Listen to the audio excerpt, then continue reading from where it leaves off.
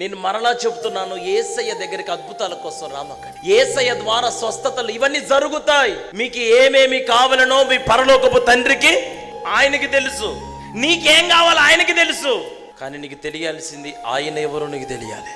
ఈరోజు నీకు బైబిల్ తెలుసు, సేవకుల కష్టం చూస్తున్నా, దేవుని వాక్యం వింటున్నా, ప్రతి వారం దేవుని సన్నిధికి వస్తున్నా, ఎన్నో మాటల చేత ఊరడించబడుతున్నా, వాక్యం విన్నప్పుడు పొంగిపోతున్నా, తర్వాత వారమంతా నీకు నచ్చినట్టుగా ప్రవర్తిస్తున్నా.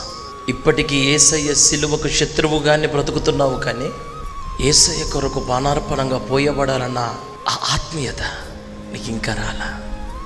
బికాస్ నీకు యేసు ఎవరో ఇంకా తెలియలేదు.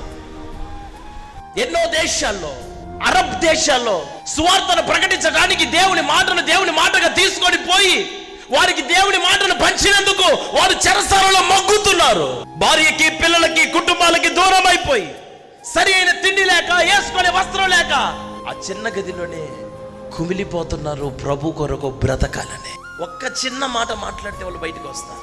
ఒక్క చిన్న ఒప్పుకోలు చేస్తే వాళ్ళు ఆ శిక్ష నుంచి బయటికి తప్పించబడతారు.